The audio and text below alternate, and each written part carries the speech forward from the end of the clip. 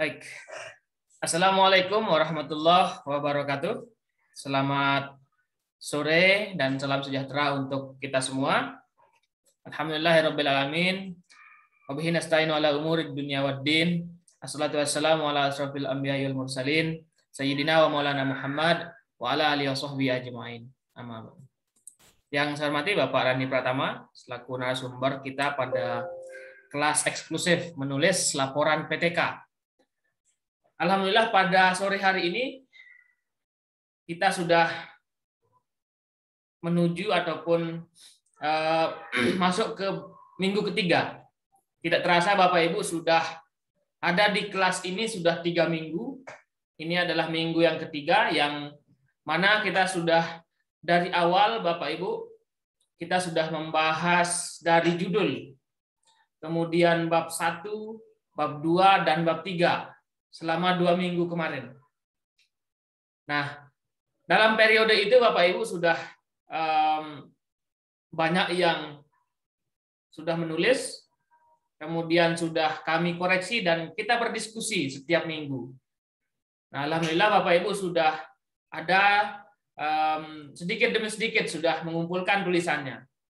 Nah, sekali lagi Bapak Ibu yang saya banggakan dan saya hormati, memang tulisan ataupun laporan ini tidak akan jadi serta-merta ataupun kita bisa selesaikan dalam 1-2 hari.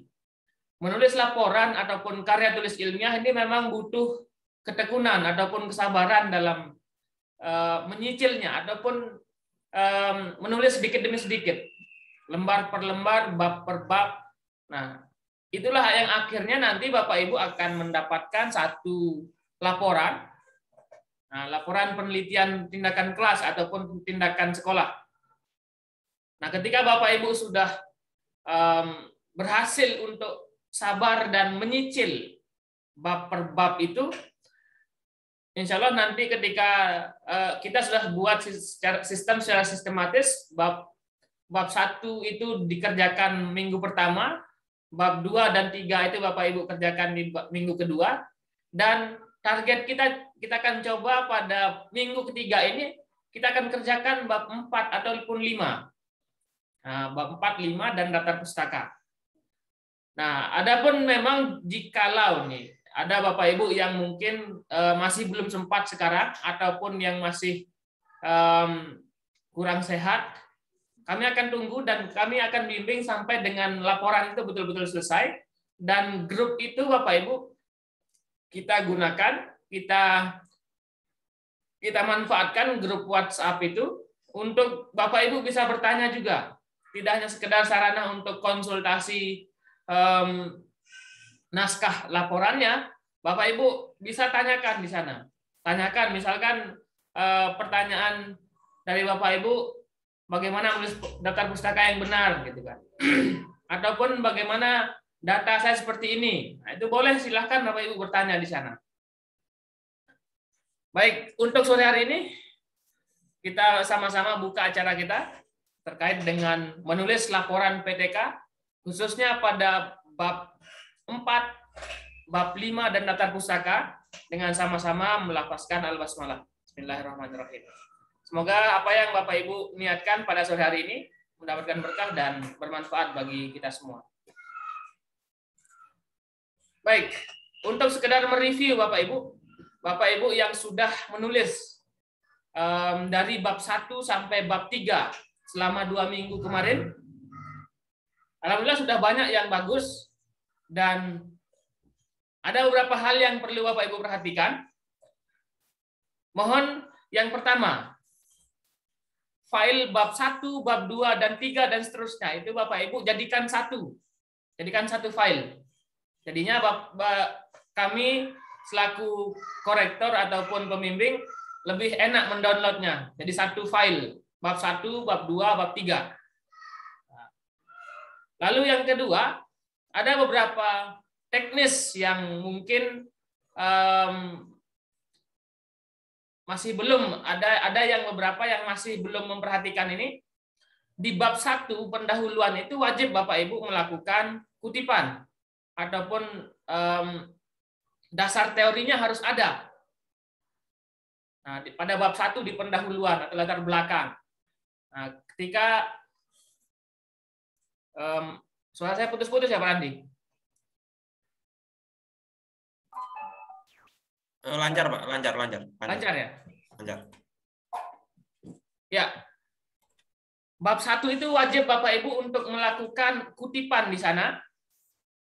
Kemudian karena sesungguhnya isi dari bab 1 itu adalah bagaimana keadaannya di lapangan, kemudian landasan secara teorinya ataupun dasar secara teorinya yang mendukung ataupun yang ingin Bapak Ibu terapkan ataupun laksanakan pada tindakan kelas itu atau sekolah. Nah, lalu jangan lupa dicantumkan urgensi dari penelitian Bapak Ibu. Penelitian tindakan kelas. Apa sih pentingnya Bapak Ibu lakukan penelitian tindakan kelas dengan tema itu? Nah, lalu bab 2 kajian pustaka. Kajian pustaka seperti yang sudah dijelaskan dari kemarin, silahkan Bapak Ibu susun berdasarkan variabelnya. Variabel dari laporan Bapak Ibu. Biasanya ada 2 ataupun ada yang 3 menggunakan variabel 3. Silahkan itulah yang dijelaskan. Nah, lalu yang bab 3 pada metode. Nah, sesungguhnya Bapak Ibu bisa melihat contohnya. Metode dalam penelitian tindakan kelas itu seperti dijelaskan kemarin, minimal 2 siklus. Siklus pertama dan siklus kedua. Sama halnya dengan PTS juga. Nah, adapun bagian ataupun proses dari siklus itu dari perencanaan sampai dengan refleksi. Oke. Nah, itulah yang Bapak Ibu akan lakukan pada penelitian tindakan kelas ini. Nah, lalu sekarang pada bab 4 dan bab 5. Bab 4 itu ada hasil dan pembahasan. Yang kita harapkan Bapak Ibu bisa langsung eksekusi nanti setelah selesai dari sini dan segera ditulis. Karena sesungguhnya Bapak Ibu pasti pernah melakukan melakukan ataupun menerapkan satu metode. Jika sudah ada datanya, itu bisa Bapak Ibu gunakan. Nah, baik, untuk selanjutnya saya persilahkan kepada Pak Randi untuk menyampaikan bab 4. Nah, bab 4 ini isinya adalah hasil penelitian dan pembahasan. Pada Pak Randi, waktu dan Pak, saya persilahkan. Baik, terima kasih Pak Suwardi. Suara saya sudah terdengar, Pak? Oke, sudah jelas. Ya. Baik, saya buka. Assalamualaikum warahmatullahi wabarakatuh. Salam sejahtera untuk kita semua. Selamat sore Bapak Ibu semua. Ya, alhamdulillah sudah minggu ketiga di sini dan sudah sebagian besar sudah mengirimkan bab 1, ya. Bab 2 dan bab 3 masih ada beberapa yang baru mengirimkan. Nanti harapannya yang belum bisa segera tulis gitu ya. Apabila Bapak Ibu kesulitan dalam hal sesuatu bisa konsultasi kami, termasuk mungkin bab 2 seringkali bingung, yang kemarin review bingung kata kuncinya gitu, apa yang harus ditulis gitu ya. Ya paling tidak variabel-variabelnya seperti kata Pak Suwardi tadi. Jadi kalau misalkan meningkatkan hasil belajar siswa dengan metode role playing, maka ya minimal ada hasil belajar, ada role playing, minimal ada itu. Nah, kemudian bisa juga ditambahkan materi. Boleh. Pak, saya tambahkan materi, misalkan meningkatkan hasil belajar siswa dengan metode role playing pada materi A. Nah, materi A-nya itu bisa juga ditambahkan sebagai kajian pustaka. Tetapi saran saya ketika menambahkan materi, bukan hanya sekedar materi yang dipaparkan, tapi diberi sumber. Bisa diambil dari buku e-book, bisa elektronik book, bisa, atau buku cetak juga bisa. Jadi tetap diberi sumber. Baik, di sini hari ini kita akan lanjutkan bagaimana cara menulis hasil dan bahasan di bab 4. Nanti untuk file yang akan saya bahas akan saya kirimkan ke grup, nanti bisa Bapak Ibu mungkin bisa disimak juga filenya. Ada beberapa file ini contoh yang sudah sudah Bapak Ibu guru ajukan di PAK beberapa tahun terakhir ini. Jadi ini saya buka langsung filenya aja. Nah, kebetulan ini metode role playing. Nah, di sini ada judul PTK, yaitu meningkatkan hasil belajar bahasa Indonesia melalui pendekatan metode role playing. Mungkin maksudnya metode role playing langsung ya, nggak usah pendekatan. Nah, sambil saya benarkan, pada siswa kelas ini semester genap tahun pelajaran 2019-2020. Oke. Penulisnya Bu Fatmah. Baik, kita hari ini bahas bab 4. Nah, bab 4 ini memang istilahnya kita menyampaikan semua apa yang sudah kita rencanakan pada metode. Jadi sesungguhnya bab 4 ini segala hal yang sudah kita rencanakan pada metode dan mendapatkan hasil kita tulis di bab 4 begitu ya. Jadi sesuatu yang tidak kita rencanakan pada metode ya tidak perlu kita tulis gitu ya aja. Seringkali kadang lebih menyampaikannya di metode kita hanya ingin mengukur hasil belajar. Misalkan begitu. Di judul juga hasil belajar, tetapi ketika bab 4 kita sampai mengukur banyak hal, nah itu terlalu lebih. Nah, di sini bab 4 isinya adalah judul babnya adalah hasil dan pembahasan, biasanya gini. Hasil dan pembahasan, ada juga yang di buku tertentu nulis hasil penelitian dan pembahasan boleh, hasil dan pembahasan boleh gitu ya. Nah, sama saja. Jadi gampangnya dibagi 2 subbab. Subbab pertama adalah hasil penelitian, atau boleh juga hasil gitu boleh, atau hasil penelitian juga boleh, atau ya. Dan yang B adalah pembahasan. Nah, kita satu persatu apa yang kita tampilkan pada hasil. Nah, kita lihat di bawah langsung kita scroll cepat. Bentar. Nanti file ini akan saya kirim ke grup. Nah, di hasil jelas ya, di hasil di sini Bapak Ibu ini hanya kata pengantar aja di sini, kata pengantar bahwasannya akan bahas hasil dan bahasan. Pada hasil di poin A langsung saja Bapak Ibu memaparkan masing-masing siklus, gampangnya gitu. Jadi biar nggak bingung. Nah, masing-masing siklus ini Bapak Ibu bisa bagi menjadi 4 tahap. Ya. Tahap pertama adalah perencanaan, tahap kedua pelaksanaan tindakan, tahap ketiga adalah observasi, ya, boleh tambahi kata dan evaluasi boleh, atau observasi saja boleh, dan yang terakhir adalah refleksi. Nah, 4 langkah itulah yang menjadi acuan untuk menulis dari bab 4, ya. Jadi siklus 1 terdiri dari 4, nanti siklus 2 juga 4 tahap juga. Boleh, Pak, boleh lanjut siklus 3? Boleh, bebas. Siklus 4 boleh, tapi terlalu banyak juga. Bapak Ibu semakin tebal gitu ya, semakin tebal, semakin itu. Saya rasa 2 siklus cukup lah, efektif ya. Sudah terlihat peningkatannya di sana.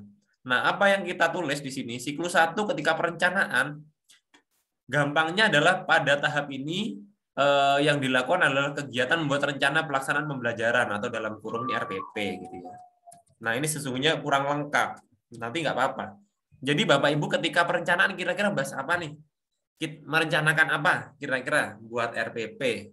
Mungkin bisa tulis di kolom chat buat apa lagi kira-kira? Selain buat RPP?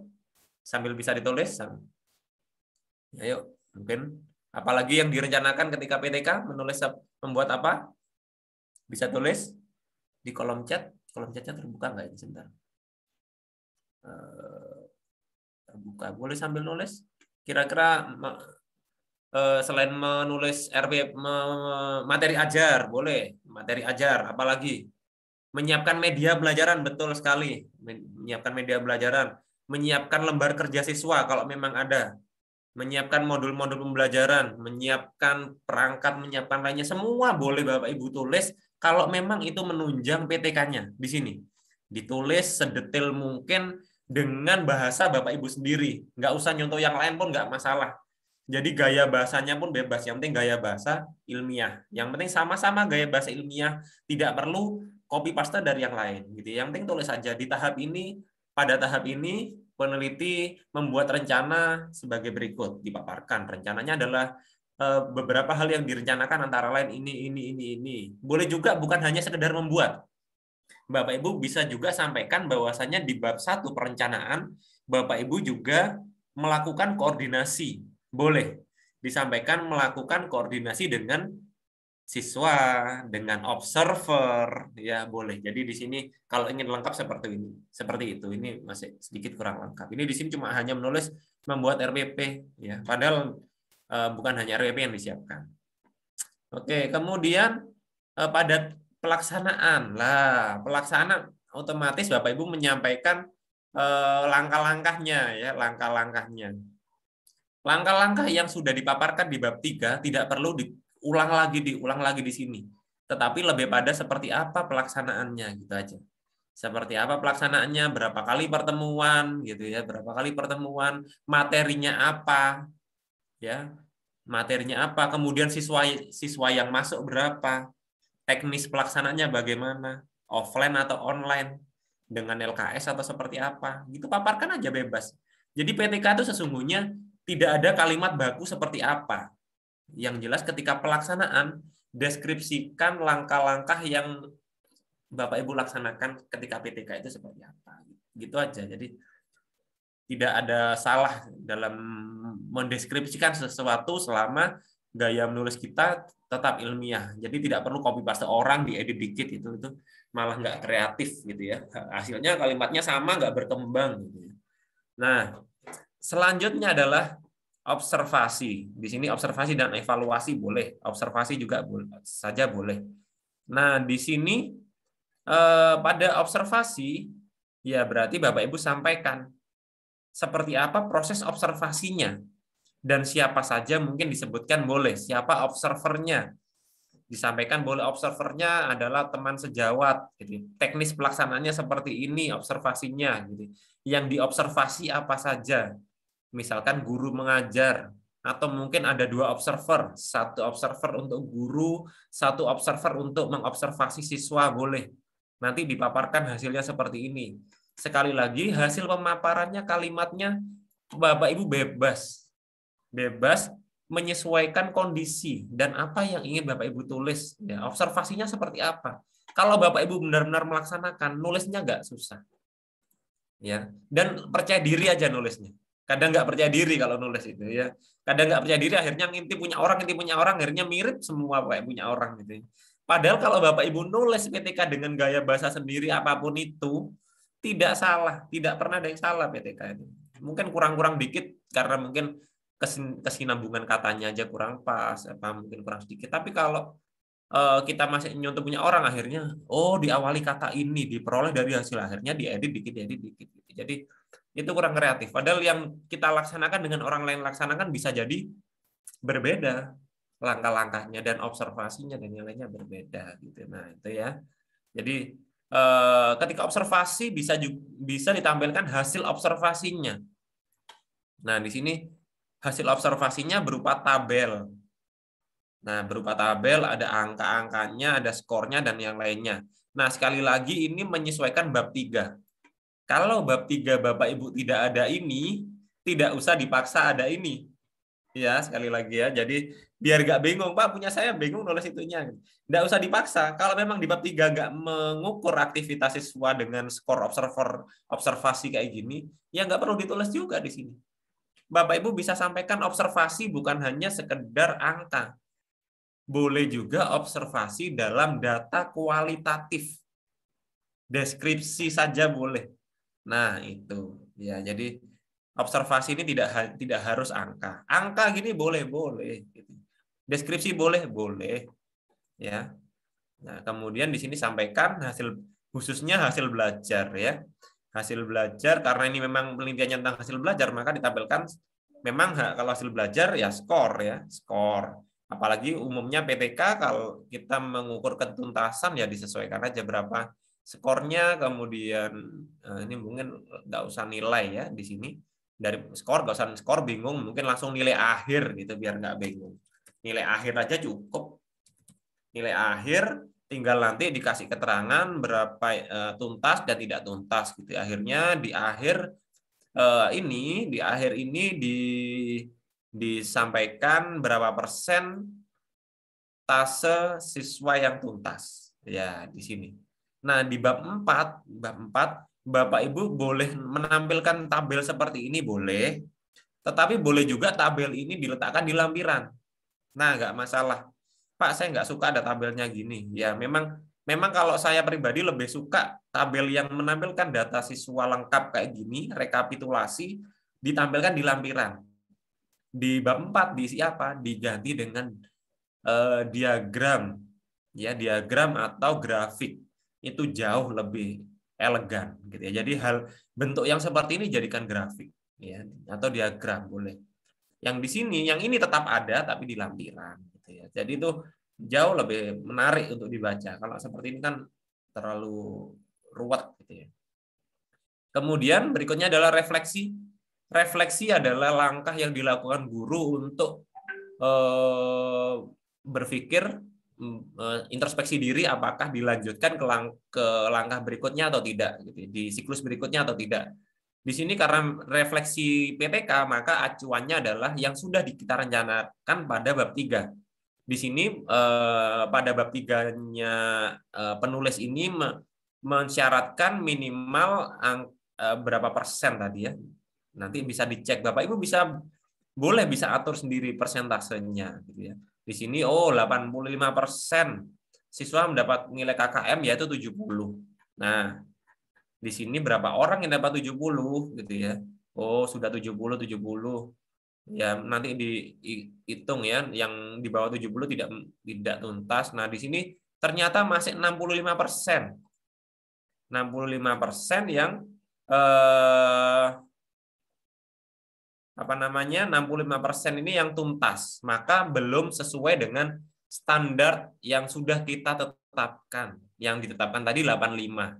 Ya. Apabila Bapak Ibu merasa 85 terlalu tinggi, ya bisa diturunkan, kok, tidak masalah. Tapi KKM-nya disesuaikan dengan KKM sekolah. Nah, setelah refleksi disampaikan itu bahwasannya 65%, kemudian standar minimumnya 85%, maka harus menuju siklus berikutnya. Nah, sesungguhnya bukan hanya sekedar angka ini direfleksi kalau memang Bapak Ibu pengen lebih baik. Ini adalah data kuantitatif, data angka.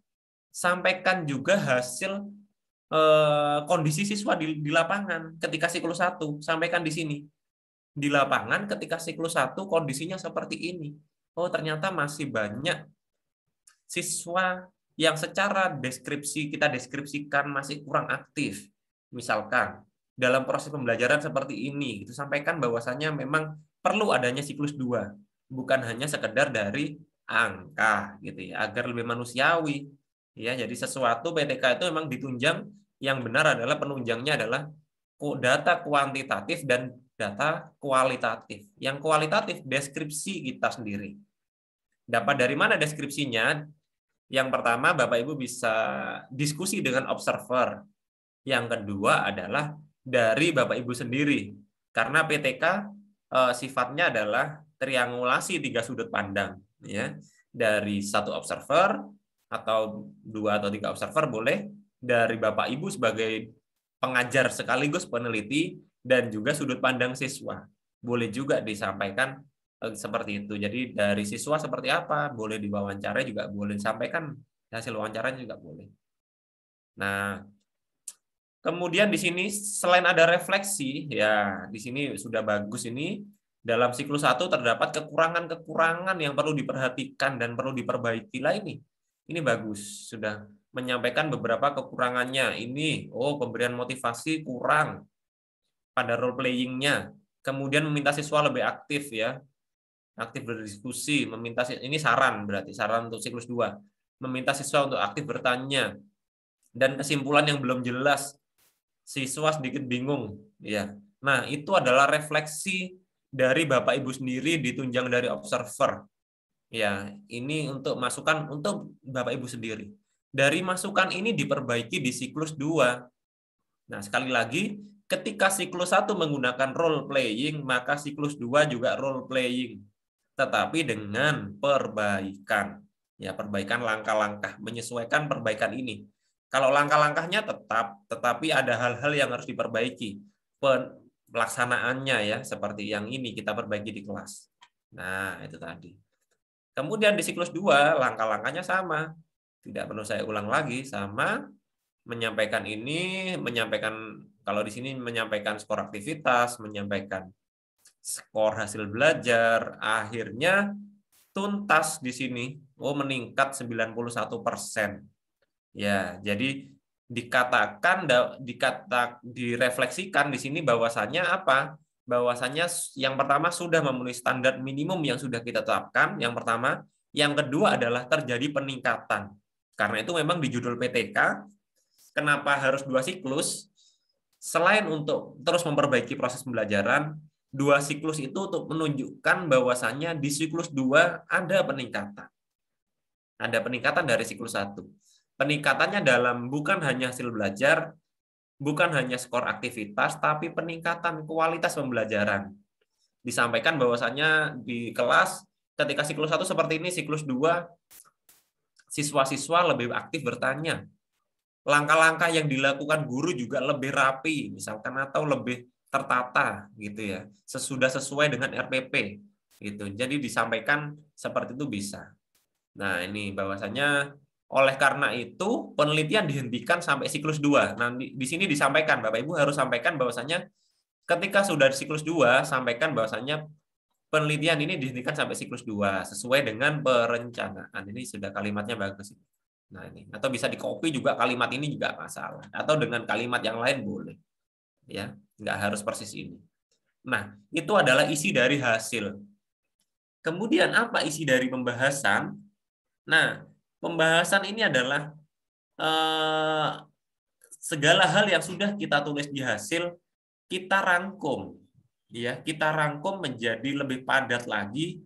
Tetapi wah, ini masih kurang ya, masih kurang. Tetapi Bapak Ibu bisa paparkan secara ilmiah. Ya, ilmiah seperti apa? Misalkan rata-rata yang pertama rata-ratanya ini, yang kedua seperti ini, maka terjadi peningkatan. Nah, peningkatan ini kalau mau lebih ilmiah, maka Bapak Ibu sampaikan hasil penelitian yang relevan di pembahasan ini. Jadi sampaikan menurut penelitian A, gitu ya. Menurut penelitian A, hasil penelitian ini sejalan, gitu ya. Atau bisa ditulis gini, atau di terakhir biasanya gini ya. Hasil dari penelitian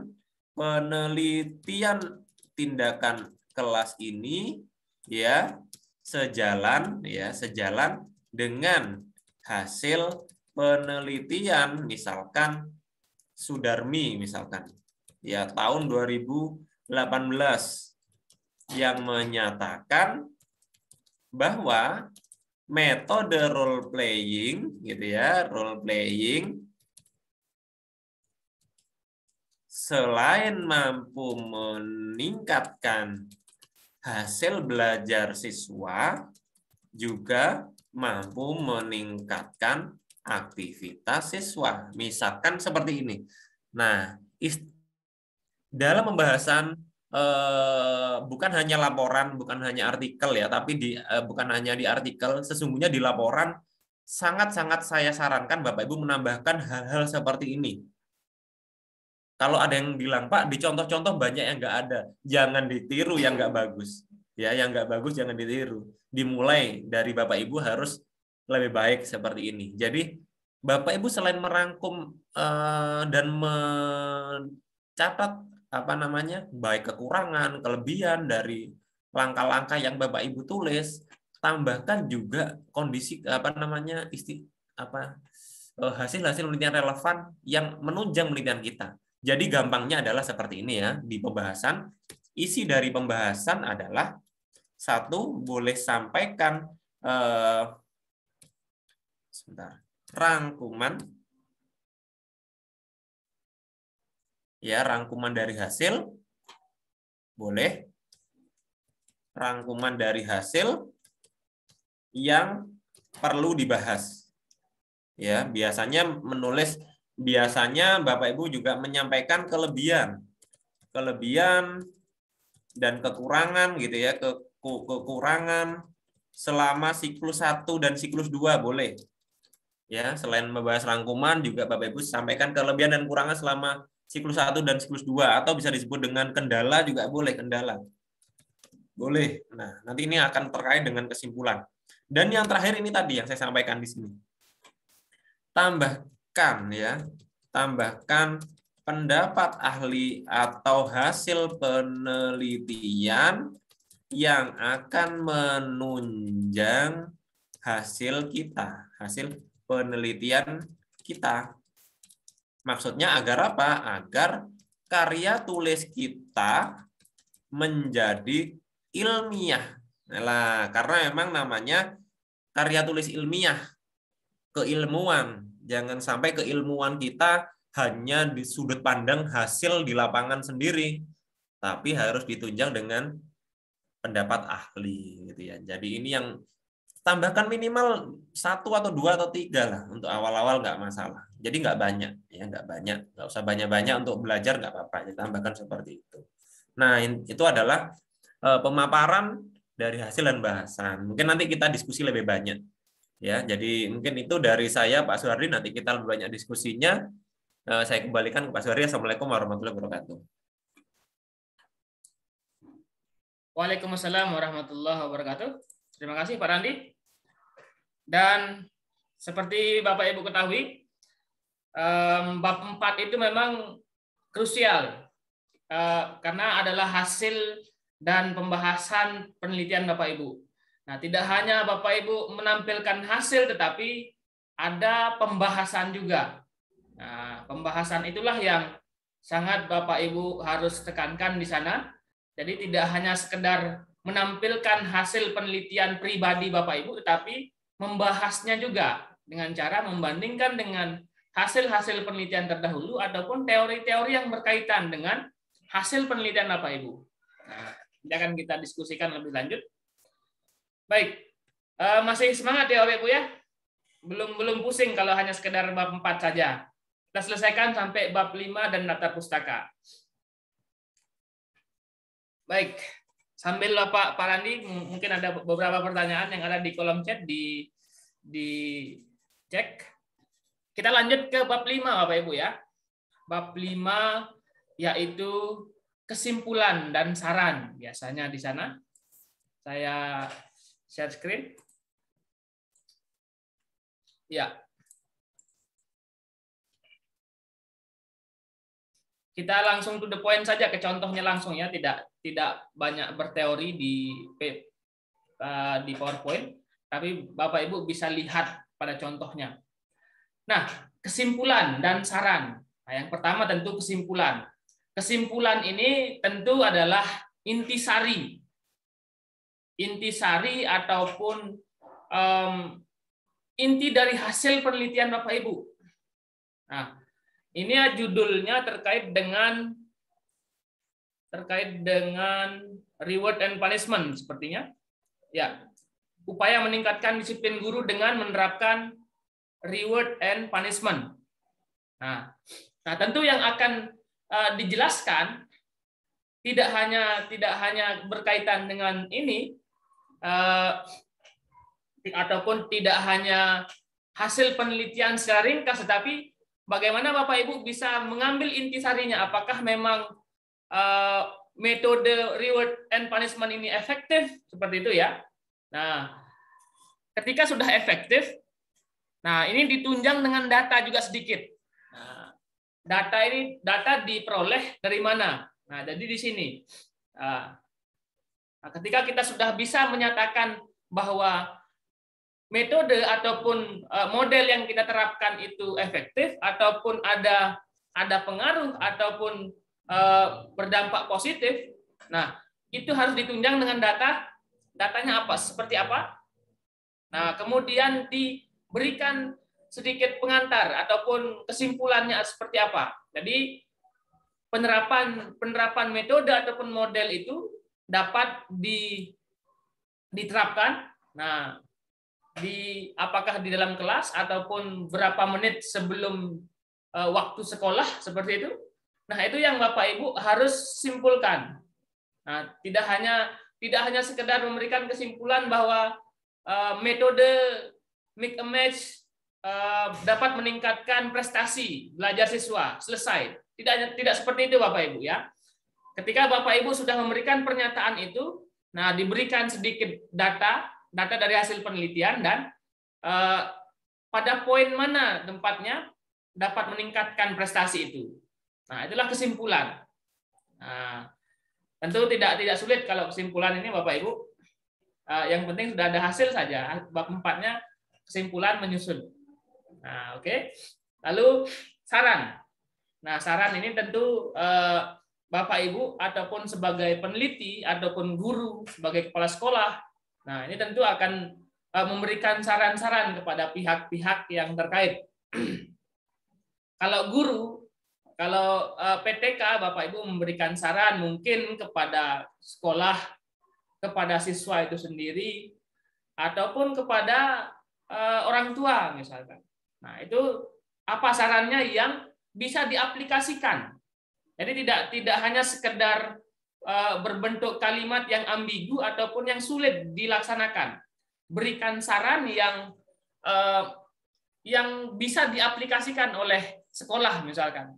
Nah, jadi seperti contoh yang di sini, jadi semua kepala sekolah disarankan melakukan penerapan reward and punishment untuk meningkatkan disiplin. Ya, memang secara logika memang reward and punishment ini dibutuhkan gitu kan untuk meningkatkan disiplin. Tetapi bagaimana hanya tidak hanya sekedar asumsi, Bapak Ibu bisa lakukan penelitian. Nah, ada angka-angka, ada hasil penelitiannya di lapangan yang Bapak Ibu akan dapatkan secara ilmiah. Kalau hanya sekedar kita berasumsi, oh bisa ya penerapan reward and punishment meningkatkan disiplin gitu. Nah, lalu saran yang kedua dan ketiga seterusnya. Nah, silahkan dibuat seobjektif mungkin dan bisa dilaksanakan oleh pihak-pihak terkait. Nah, itu untuk kesimpulan dan saran pada bab 5. Nah, alhamdulillah bisa selesai ataupun bisa sampai bab 5 ini sangat bagus sekali Bapak Ibu. Dan harapan kami memang di minggu ini Bapak Ibu sudah bisa mulai menulis bab 5. Nah, lalu daftar pustaka sedikit. Ya, kita lihat daftar pustaka. Nah, daftar pustaka Bapak Ibu memang adalah hal yang krusial kami lihat di penulisan karya tulis ilmiah, karena memang kita sebagai pemula kadang tidak memperhatikan daftar pustaka ini. Bagaimana menulis daftar pustaka yang benar.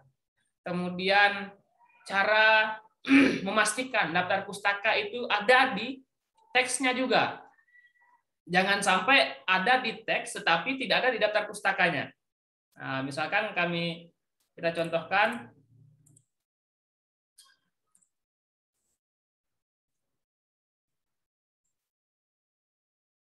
kita lihat di teksnya ada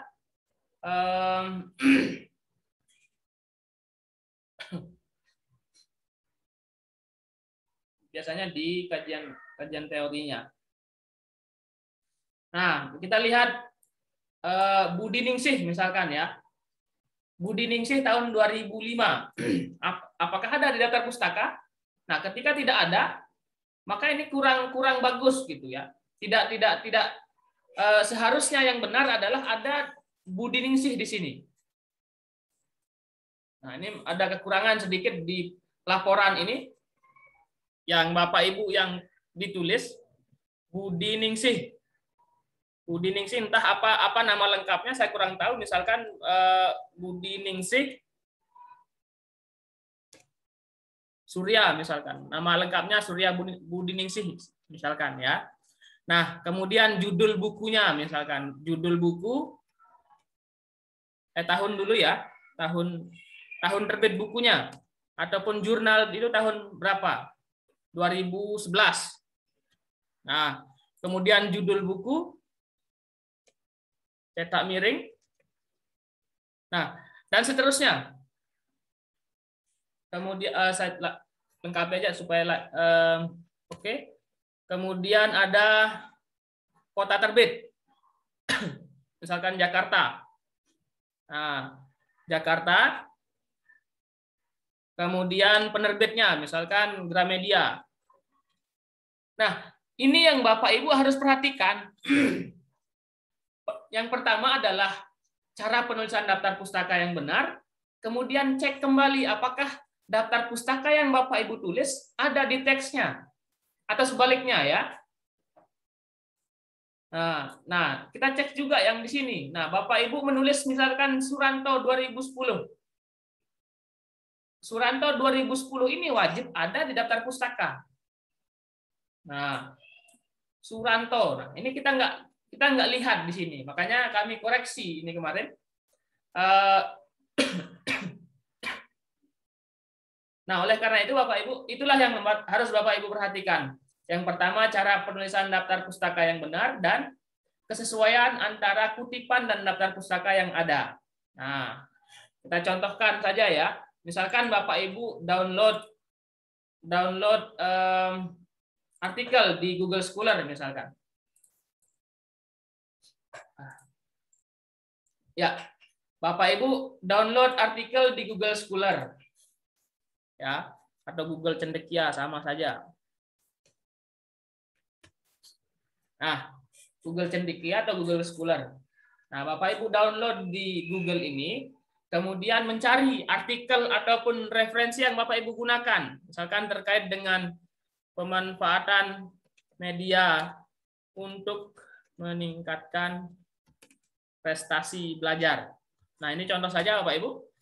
Bapak Ibu akan ambil artikel ataupun sumber di Google Scholar ini, dan disarankan memang dari Google Scholar ataupun Google Book ataupun buku cetak ataupun buku jurnal, karena dua sumber itulah yang paling ilmiah untuk sebuah laporan PTK atau laporan penelitian ilmiah.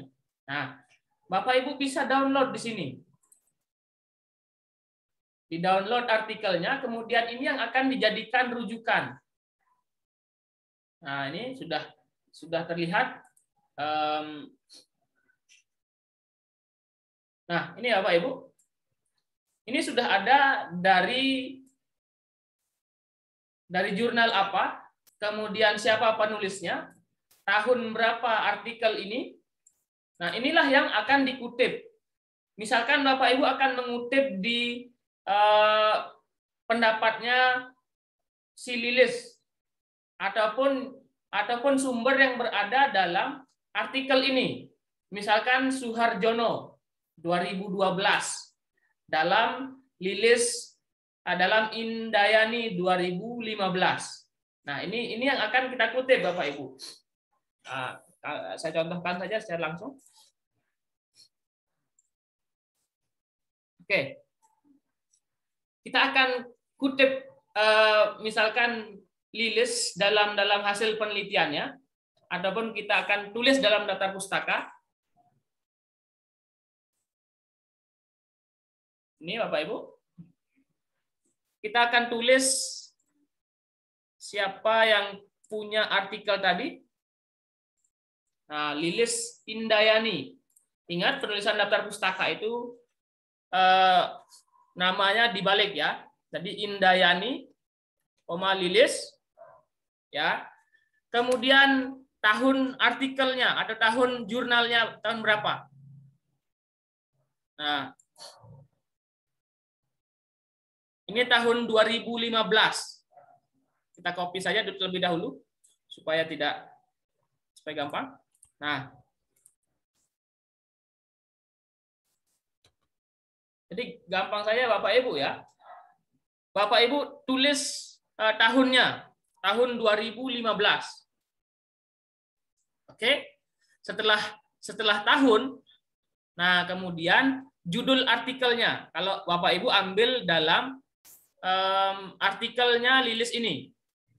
Nah, ini ada judulnya. Tinggal Bapak Ibu copy paste saja. Yang penting Bapak Ibu tulis dengan yang benar. Kalau copy paste di daftar pustaka, silahkan. Yang penting sesuai. Nah, ini ya. Nah, lalu di jurnal apa tempatnya? Ini kalau penulisan jurnal. Ini jurnal pengembangan pendidikan dan kebijakan. Nah, ini Bapak Ibu bisa juga copy paste ini.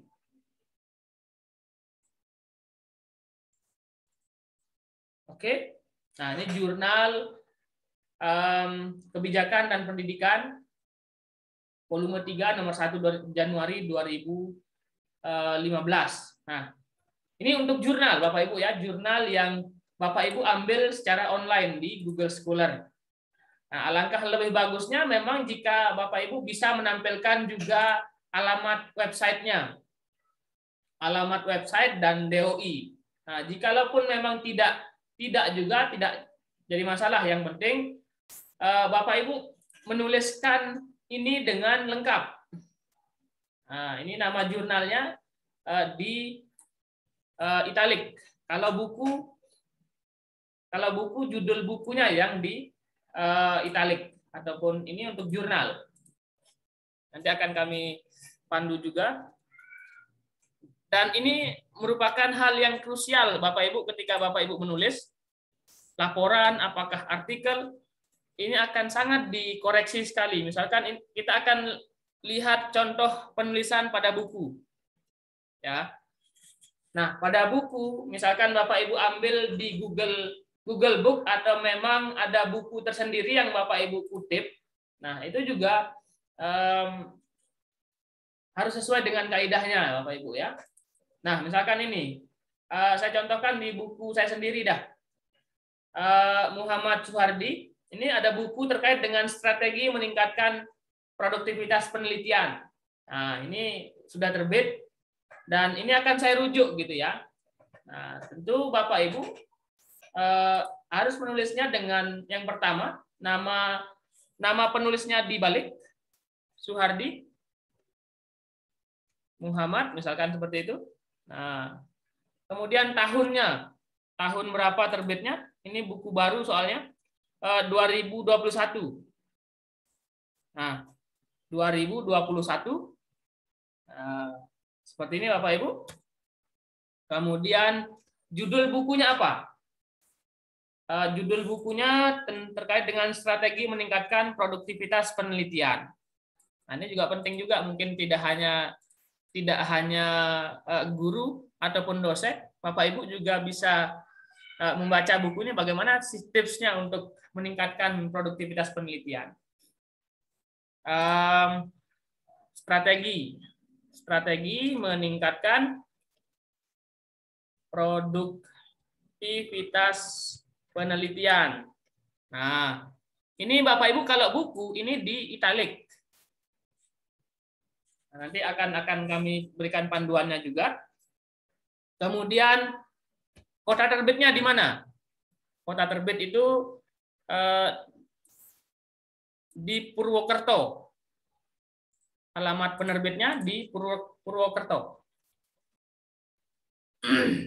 Nah, lalu setelah kota terbit, lalu di penerbitnya siapa? Oke. CP, misalkan Pena Persada namanya penerbitnya. Nah,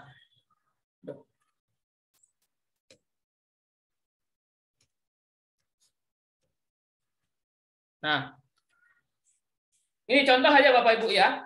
Contoh ketika kita sudah menulis satu saja dengan cara yang benar, insya Allah kita akan terbiasa, tidak akan melihat kembali cara-caranya. Nah, Bapak Ibu biasakan yang pertama menulis satu saja terlebih dahulu daftar pustaka yang benar. Insya Allah akan mengikuti nanti yang kedua dan ketiga. Dan di semua jenis artikel ilmiah, penulisan daftar pustaka ini sangat krusial dan paling sering dilihat oleh reviewer ataupun yang koreksi artikel ataupun laporan Bapak Ibu. Nah, ketika Bapak Ibu sudah terbiasa, kemudian membiasakan diri untuk menulis sesuatu itu dengan benar, yang lain akan mengikuti. Nah, itulah salah satu tips dari saya. Silahkan nanti Bapak Ibu akan saya berikan juga panduan untuk menulis daftar pustaka yang benar. Kemudian itu diikuti, satu saja Bapak Ibu ikuti yang pertama, buku misalkan, ataupun jurnal. Nah, yang lain akan terbiasa sendiri dan akan otomatis. Nah, ini Bapak Ibu. Untuk selanjutnya kita coba diskusi biar lebih rileks dan bisa Bapak Ibu ungkapkan apa kesulitannya ataupun apa tempat posisinya ataupun masih bingung seperti itu. Nah, kita lanjutkan ke sesi diskusi. Bapak Ibu silahkan Bapak Ibu bisa meraise hand di Zoom meeting. Kemudian bisa juga menuliskan pertanyaannya yang ada di chatting Zoom. Ya, silakan yang pertama Pak Hairudi Nadam Huri. Ya, saya persilahkan. Assalamualaikum warahmatullahi wabarakatuh. Waalaikumsalam warahmatullahi wabarakatuh. Bertanya Pak, itu untuk siklus itu apakah dibatasi atau ada batasnya Pak? Berapa bulan atau berapa hari atau berapa ujian gitu Pak? Terima kasih. Ya, itu saja Pak Huri. Iya. Baik, silakan Pak Randi untuk siklus. Apakah ada batasan minimal, maksimal, dan berapa lama? Nah, ya, baik Pak Hairudin, ya Pak Hairudin, terima kasih pertanyaannya. Memang ini pertanyaan bisa dikatakan mungkin mewakili dari Bapak Ibu semua ya, banyak yang ingin bertanya seperti ini. Jadi sesungguhnya tidak ada Bapak, sesungguhnya tidak ada aturan berapa lama kita melakukan siklus ya, berapa lama. Ya, kalau untuk penulisan pengajuan PAK gitu ya, umumnya gitu disyaratkan minimal 2 siklus. Tetapi pada prakteknya apa boleh lebih dari 2 siklus? Boleh Bapak Ibu, mau nulis 2, 3, 4, 5, 6, terserah gitu ya. Cuma kita sebagai peneliti, misalkan sebagai peneliti gitu, ketika Bapak Ibu sudah sampai, misalkan jangankan sampai 5, sudah sampai 3, ternyata belum sampai titik standar yang kita tentukan. Kebetulan ini juga ada yang bertanya di Bapak Yayan di kolom chat, apa yang harus dilakukan peneliti? Nah, yang pertama adalah ada namanya refleksi. Ya, ada namanya refleksi di akhir siklus itu selalu ada refleksi. Di akhir siklus 1 ada refleksi, akhir siklus 2. Kalau sudah siklus 3 direfleksikan ternyata langkah yang kita lakukan belum berhasil. Maka yang harus dilakukan apa? Ya berarti kita harus evaluasi secara mandiri bahwasanya metode yang kita gunakan tidak tepat. Harus diakui itu. Ya, yang pertama itu. Yang pertama karena memang kita mengambil metode itu sesungguhnya tidak asal ngambil. Kalau kita mau lebih jauh, lebih mendetail, tapi kita harus pastikan benar-benar metode itu atau media itu sesuai dengan siswa kita. Jadi PTK itu sebenarnya kalau kita lakukan dengan dengan sungguh-sungguh, artinya ya pasti insya Allah berhasil ya. Kalau memang kita benar-benar menganalisis di awal gitu ya. Jadi makanya di bab pendahuluan di latar belakang itu sesungguhnya Bapak Ibu sedikit banyak harus mengaitkan antara apa? Antara kondisi fakta di lapangan dengan solusinya harus dicantolkan. Jangan sampai hanya sebatas di lapangan seperti ini, maka butuh variasi pembelajaran. Maka variasi yang saya ambil ini. Lah itu yang sering terjadi, gaya menulisnya seperti itu. Artinya itu sebenarnya kurang tepat. Kenapa kurang tepat? Hanya sebatas siswa butuh variasi dan variasinya ini. Ya jelas, kalau saya variasinya asal ngambil pastilah nggak cocok. Maka sebenarnya harus bukan hanya sekedar itu. Pastikan paparkan dengan detail masalah utamanya apa, dan kita pahami kondisi siswanya. Oh, ternyata siswa butuh visual nih. Maka saya berikan suatu metode atau media visual yang nanti akan menarik perhatian siswa. Jadi memang harus ada kalimat-kalimat yang memang menyantolkan itu. Jadi dari sana ditarik lebih lanjut, maka sampailah metode yang kita gunakan tepat. Tetapi di lapangan sekalipun sudah kita analisis seperti itu, apa bisa nggak tepat? Bisa jadi gitu. Karena memang ini suatu penelitian. Namanya penelitian gitu ya, tidak mesti selalu berhasil ya. Seperti halnya kita kalau percobaan di laboratorium itu, apakah penelitian kita berhasil ya, belum tentu gitu. Ya, cuma dalam PTK kita ada namanya refleksi. Makanya ada namanya siklus 1 dan siklus 2. Ya, ketika siklus 1 benar-benar Bapak Ibu harus melibatkan refleksi ini lebih lanjut. Jadi Bapak Ibu introspeksi diri di siklus 1 dan ditanyakan pada observer, karena itu tadi ada yang sekaligus saya jawab, Ada yang tanya apakah perlu wajib ada observer. Nah, ini ya. Sebenarnya kalau ditanya wajib atau tidak, ya saya jawab tidak wajib. Tetapi langkah observasinya pasti wajib. Langkah observasi dalam PTK itu wajib. Karena memang setelah plan itu harus observe. Setelah do itu observe. Ya, observasi. Nah, kalau Bapak Ibu tidak menggunakan observer tambahan, maka Bapak Ibulah yang sebagai observer. Nah, cuma ketika Bapak Ibu mengajar sekaligus observasi, apa yang terjadi? Pastinya kurang fokus dalam hal observasinya. Nah, karena itu memang kalau saya pribadi kalau ditanya wajib tidaknya observer, ya tidak wajib, tetapi sangat direkomendasikan karena observer itu bukan hanya menilai, mengkritik bukan, tetapi justru dia akan memberi saran perubahan yang akan dilakukan guru pada siklus 1 ke siklus 2. Karena dia akan menilai siswanya seperti apa, bukan menilai sesungguhnya, mencatat ya, mengobservasi siswa seperti apa dan guru seperti apa dan direfleksikan bersama. Sesungguhnya langkah yang sebenarnya gitu. Jadi observer dan guru itu diskusi, direfleksi itu seperti apa, seperti ini. Oh, berarti perbaikannya ini. Kalau memang Bapak Ibu sungguh-sungguh melakukan langkah yang benar, maka jangan, mungkin siklus 1-nya nggak jauh 40%, siklus 2 bisa sampai 80% atau 90% langsung melejit bisa. Karena apa? Karena dari siklus 1 itu benar-benar dianalisis dengan detail. Nah, itu saya sekaligus menjawab beberapa pertanyaan yang ada di kolom chat. Terima kasih Pak Suwardi. Ya. Baik, terima kasih. Seperti itu Pak Hairudin terkait dengan siklus. Semoga bisa dipahami dan bisa diterapkan di tulisan Bapak Ibu.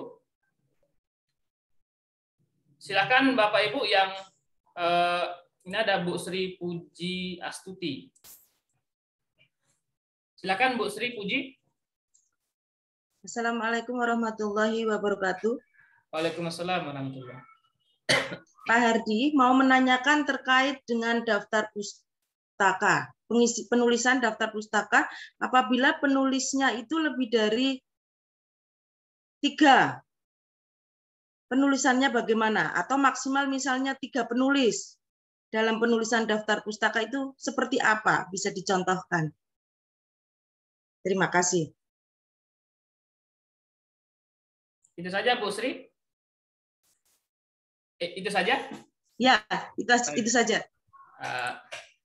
Baik Bu Sri, langsung tanggapi ya terkait dengan penulis yang banyak seperti itu ya, yang lebih dari 2 atau 3.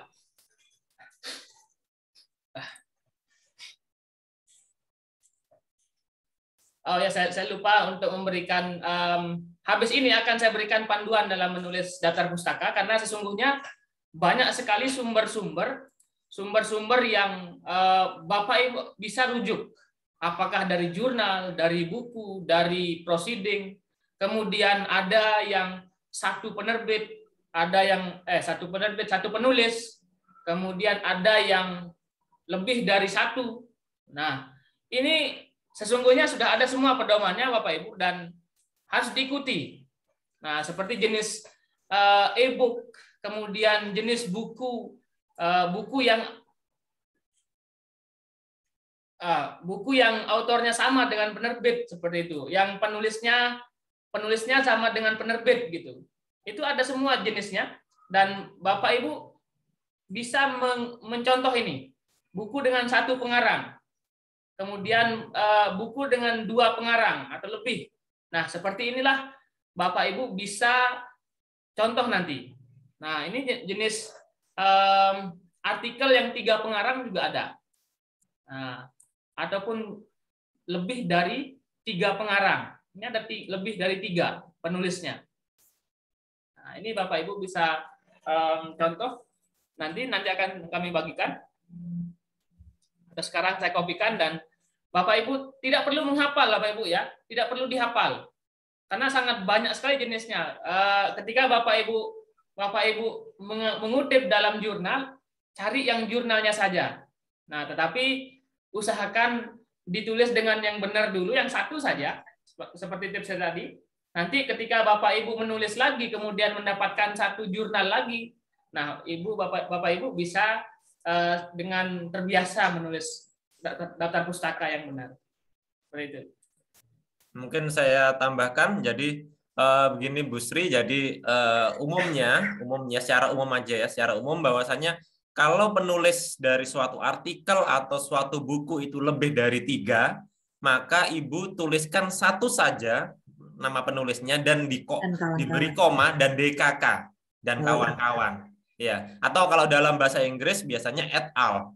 Gitu ya. Jadi itu aja. Jadi cukup satu penulis utamanya, sisanya DKK. Itu sudah nggak masalah. Jadi simpelnya gitu. Cara nulisnya sama persis seperti yang disampaikan Pak Ari tadi. Gitu Ibu. Yang ditulis semua berarti maksimal 3 penulis. Ya betul. Umumnya 1, 2, dan 3. Berarti Ya. kalau sudah lebih dari 3 DKK saja ya. Gitu Satu ya. penulis DKK gitu ya. Betul gitu. Betul Ibu. Ya. Terima kasih. Ini kami akan kirimkan di WA Group nanti cara penulisan daftar pustaka. Silahkan Bapak Ibu yang ingin bertanya secara langsung. Mungkin Pak Randi, kita bahas yang di kolom chatting. Baik, ini saya bahas satu dari pertanyaan Bu Novalina. Menarik sekali nih pertanyaannya ini. Izin bertanya Pak Randi, ada 2 pendapat yang berbeda tentang masalah yang diteliti dalam PTK. Satu sumber menyatakan semua ranah penelitian harus diteliti. Maksudnya siswanya ya, dari segi siswa, kognitif, psikomotor, dan afektif mungkin maksudnya ya. Kemudian sumber yang lain menyatakan cukup satu ranah yang jadi permasalahan. Nah, mohon penjelasannya. Nah, begini, ya memang ada beberapa orang ya, beberapa ahli yang ingin gitu, ingin PTK-nya sempurna gitu ya, sempurna, diteliti semua, mulai dari siswanya, kognitifnya, hasil belajarnya, hasil belajar dihitung dicari tesnya gitu ya, dicari dengan tes, kemudian psikomotor dengan lembar aktivitas siswa, dan juga afektif dengan angket gitu ya. Tetapi bagi saya pribadi dan beberapa sumber itu menyatakan bahwasanya kita awali dari latar belakang. Ya, ini yang jadi acuan adalah latar belakang. Coba pikirkan Bapak Ibu, ketika Bapak Ibu menyampaikan masalahnya itu kognitif, psikomotor, dan afektif, latar belakangnya diisi apa? Dan judulnya diisi apa? Nah, itu pasti akan bingung. Karena judul di sana adalah sesuatu yang akan kita teliti. Apa boleh meneliti 3-3-nya? Sangat boleh. Tetapi kalau Bapak Ibu meneliti 3-3-nya, ya di judul disampaikan bahwasanya metode misalkan penerapan role playing untuk meningkatkan hasil belajar, aktivitas, dan sikap siswa dilengkapi. Boleh, sangat boleh sekali Bu Novalina, kalau ingin lengkap gitu boleh. Tapi kalau Bapak Ibu ingin salah satu saja, ya tulis saja penerapan, atau 2 boleh. Penerapan metode role playing untuk meningkatkan hasil belajar dan aktivitas siswa. Yang paling sering adalah 1 ataupun 2. Jarang yang sampai meneliti sampai sikap, itu jarang banget. Karena memang instrumen sikap itu kadang sangat susah untuk kita buat gitu ya. Kalau instrumen aktivitas masih mudah untuk kita susun. Karena kalau sikap itu kan benar-benar observernya mengamati sampai detail benar sikapnya seperti apa gitu. Dan peningkatannya juga agak susah. Peningkatan sikapnya seperti apa? Pasti bingung. Ya, tapi kalau peningkatan aktivitas kan tahu, siklus pertama siswa ini nggak bertanya sama sekali. Siklus kedua siswa mulai banyak bertanya, mulai banyak menjawab, mulai banyak merespon lah gitu. Tapi kalau sikap agak susah, afektif agak susah. Karena itu di judul umumnya hanya terkait tentang hasil belajar, keterampilan, dan aktivitas gitu. Jadi sesungguhnya tidak harus diteliti semua. Nanti kalau diteliti semua, Bapak Ibu juga nanti akan bingung, latar belakangnya juga harus menyatakan rendahnya hasil belajar, kurangnya aktivitas, dan kurangnya sikap. Nanti malah bingung, nanti malah nggak fokus ya, Jadi ambil salah satu atau maksimal 2, hasil belajar dan aktivitas sudah cukup baik. Begitu Ibu. Baik, terima kasih Pak Andi atas jawabannya, dan seperti itu Bu Nova. Kita lanjut ke pertanyaan selanjutnya.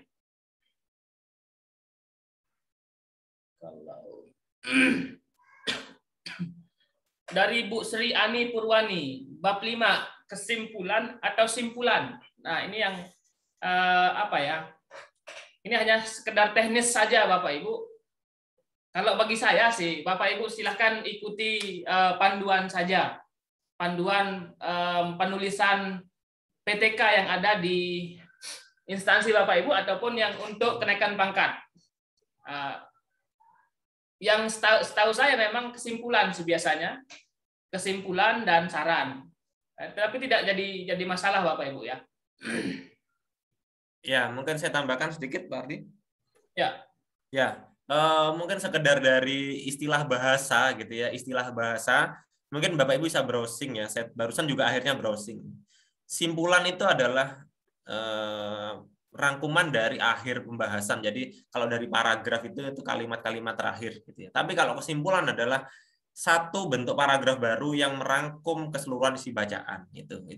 Sehingga dalam karya tulis ilmiah gitu ya, secara umum sebagian besar menulis kesimpulan dan yang kita ikuti adalah yang akan tujuan. Tetapi kalau memang Pak di tempat tujuan saya seperti yang Pak Ardi sampaikan, di tempat tujuan saya jurnal misalkan atau apapun itu nulisnya simpulan, ya sudah Bapak Ibu ikuti itu.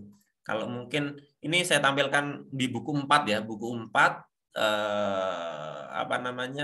PAK gitu ya, buku 4 PAK. Nah, di sini ada namanya bagian isi ya.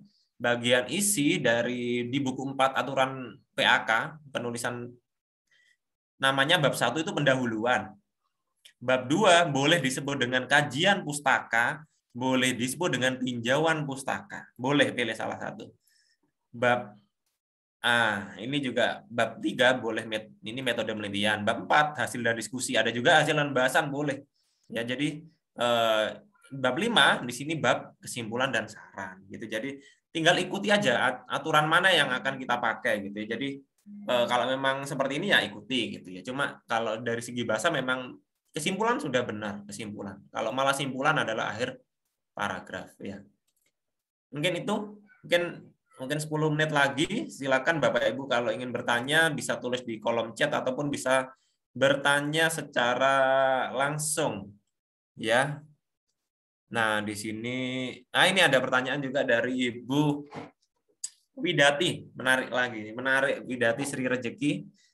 Bagaimana cara membandingkan kalau sebelumnya belum ada yang meneliti? Lah ini menarik juga karena tadi saya menyampaikan bahwasannya kita harus menunjang dengan teori. Nah, yang dimaksud menunjang dengan teori ya yang saya sampaikan tadi tidak harus sesuatu yang sama persis. Ya. Sesungguhnya Bapak Ibu yang sudah tulis di bab 2 itu boleh dipakai lagi di bab 4. Tadi misalkan nulis kondisi-kondisi ideal ataupun teori-teori sesuatu lah di bab 2. Itu boleh lagi ditarik kembali ke bab 4 boleh. Ya, atau boleh mengambil sesuatu yang lain. Misalkan gini, Pak saya mau meneliti penggunaan media video tertentu ya, video apa misalkan istilah baru yang belum dipakai oleh orang lain. Ya, belum dipakai oleh orang lain. Apa yang harus saya tulis ya, baik di pendahuluan atau kajian pustaka? Bapak Ibu bisa tampilkan sesuatu yang lebih umum dari itu. Jadi tidak harus hal kecil yang sama persis, tetapi Bapak Ibu bisa tarik hal yang besar tapi mencakup penelitiannya Bapak Ibu. Jadi misalkan mau meneliti video itu penelitiannya nggak ada persis sama ini kayak nggak ada Pak. Bapak Ibu bisa tarik jadi video secara umum atau lebih besar lagi multimedia. Nah, gitu. Jadi tidak harus kecil sama persis, pastinya sesuatu yang baru tidak akan persis sama gitu ya. Jadi bisa diperluas gitu ya, gampangnya bisa diperluas. Jadi nggak perlu khawatir, nggak perlu cari yang sama persis kita tulis, nggak harus ya. Begitu Pak Ardi, mungkin boleh ada Pak Herudin ini mau tanya lagi, monggo Bapak. Assalamualaikum warahmatullahi wabarakatuh. Silakan Pak Herudin. Ya, sekalian Pak Randy. Boleh. Itu mau tanya untuk PTK. Ya. Setelah PTK selesai, itu diajukan menjadi artikel ilmiah. Itu nilainya satu atau dua-duanya bisa dinilai, Pak? Terima kasih. Baik. Mungkin ya akan saya jawab ya. Mungkin di sini kami pribadi, saya dan Pak Hardi adalah pengajar dosen gitu ya, tapi bukan penilai ya. Jadi kalau detailnya mungkin Bapak bisa langsung melihat panduan, tetapi saya jawab semampunya aja. Kalau Bapak dari laporan PTK sudah selesai, maka itu sudah ada poinnya sendiri. Ya, sudah ada poinnya sendiri. Dari laporan itu kalau mau diubah jadi artikel, itu juga ada poinnya sendiri. Ya, masalah jumlah poinnya menyesuaikan dengan jurnal tujuan. Apakah Bapak akan publish di jurnal nasional biasa, atau jurnal nasional memiliki DOI, atau jurnal internasional, atau jurnal nasional dengan akreditasi SINTA, itu ada beberapa tingkatan yang berbeda poin. Ya, itu ada beberapa tingkatan berbeda poin. Ya. Kebetulan di kami juga melayani untuk pembimbingan jurnal di kelas yang sebelah, ada kelas satunya pembimbingan jurnal. Kalau Bapak Ibu selesai PTK ini boleh lanjut ke kelas satunya. Jadi langsung Bapak Ibu selesai PTK, PTK-nya Bapak Ibu bisa dirangkum jadi artikel. Nanti ada teknis-teknisnya yang sampai kita bimbing sampai selesai. Ya, jadi kalau 1 bulan nggak selesai ya nggak masalah, kita tunggu sampai 1,5 bulan, boleh 2 bulan, tetap kita bimbing sampai selesai dan kita publikasikan. Jadi nggak perlu apa istilahnya, nggak perlu mencari sendiri jurnalnya, karena jurnalnya sudah kami siapkan, baik tempat jurnalnya, kemudian kalau mau cetak juga nanti akan kita bantu proses pencetakannya. Jurnal kami juga jurnal nasional ber-ISSN dengan sudah memiliki DOI, ya. Jadi kalau Bapak Ibu publish di jurnal kami, kalau tidak salah, kalau secara PAK nilainya 2 gitu. Nanti mungkin Pak Rio akan membahas lebih detail. Ya, saya rasa cukup kalau untuk jurnal. Artinya Bapak Ibu, ketika Bapak Ibu sudah memiliki laporan, nah itu juga bisa dijurnalkan ataupun dibuat menjadi buku ber-ISBN. Jadi satu laporan PTK, makanya oleh karena itu Bapak Ibu, ketika Bapak Ibu sudah berhasil di kelas ini, kemudian laporan PTK itu Bapak Ibu bisa buat dengan baik, Bapak Ibu bisa buat laporan itu menjadi jurnal, menjadi buku, menjadi artikel populer yang Bapak Ibu bisa publikasi di media. Nah, itu hanya tambahan sedikit. Kemudian ada pertanyaan yang ada di Ibu atau Pak Rosmedi Dame. Apakah peserta didik dalam PTK ada batas minimal ataupun maksimalnya dalam satu kelas untuk penelitian? Saya jawab Bapak Ibu, tidak ada. Selama Bapak Ibu itu adalah kelas Bapak Ibu sendiri, karena sesungguhnya PTK itu tujuannya adalah untuk memperbaiki kualitas pembelajaran di kelas. Seandainya kelas Bapak hanya 5 ataupun 6, tidak masalah Bapak Ibu. Dan bisa dilanjutkan.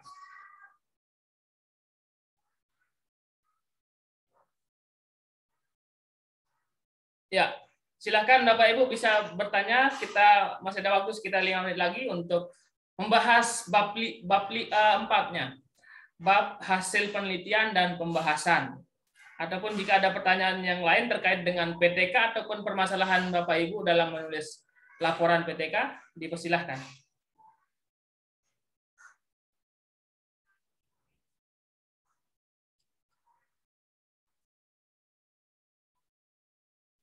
Dari Ibu Eskowati, jika apa yang kita buat PTK sudah sesuai dengan aturan tetapi oleh asesor tidak dinilai, itu bagaimana solusinya?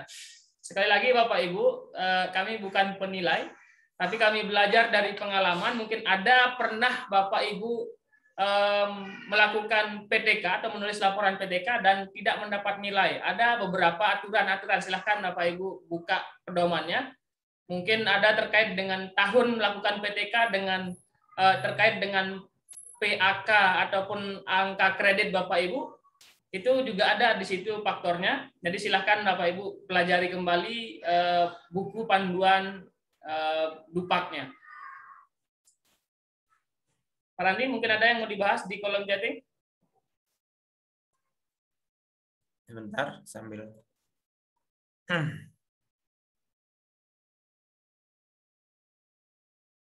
Ini ada Bu Wiwi bertanya, apakah jurnal Bapak kelola, mungkin ya, yang kami kelola apakah ber-ISSN? Jelas ya.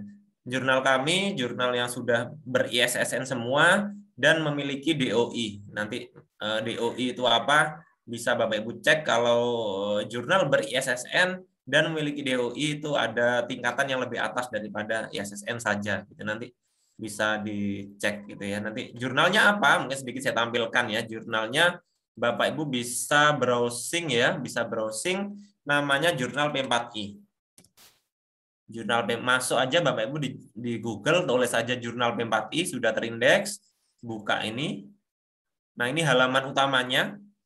Ada sekitar 18 jurnal yang kami kelola, ya sudah kami kelola, dan bukan terbitan pertama, kita sudah terbitan, ada yang sudah 3 kali penerbitan, sudah ya 3 kali penerbitan. Contohnya ini di sini ada jurnal elementary, jurnal inovasi pendidikan dasar. Jadi Bapak Ibu yang guru sekolah dasar mungkin ya bisa diterbitkan di sini.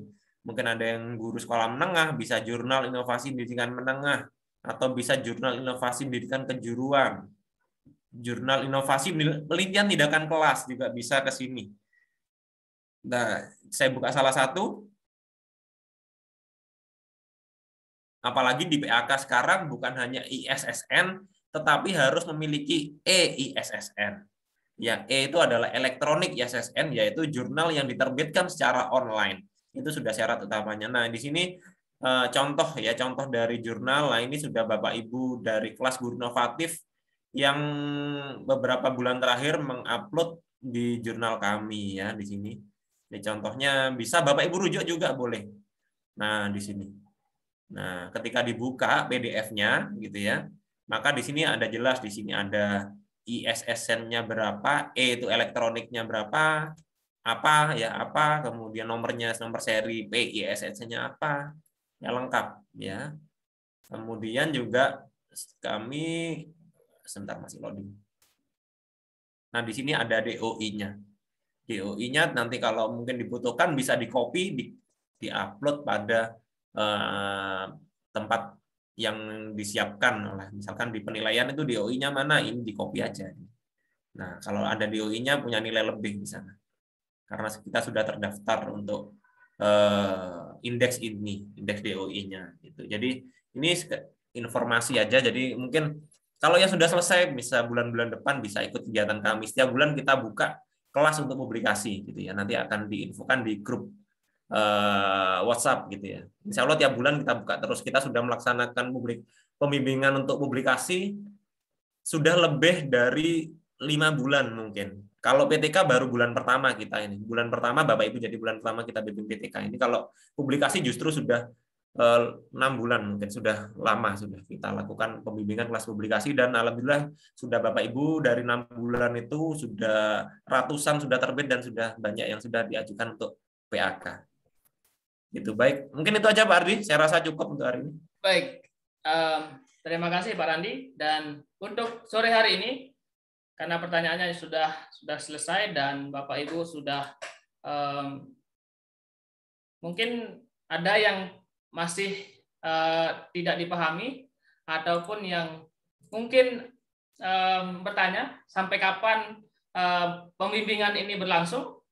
Nah, kami jawab ini tidak ada batasnya sampai betul-betul Bapak Ibu berhasil menuliskan bab 1 dari halaman judul sampai dengan daftar pustaka itu sudah benar, maka sampai disitulah pembimbingannya. Jika memang masih belum selesai dan ada hal yang ingin ditanyakan, kami masih standby di grup, ataupun Bapak Ibu bisa japri juga silahkan jika memang ada pertanyaan yang terkait dengan penulisan PTK. Nah, untuk selanjutnya, karena jadwal kita Zoom meeting ini sudah 3 kali, dari judul sampai dengan daftar pustaka kita sudah bahas.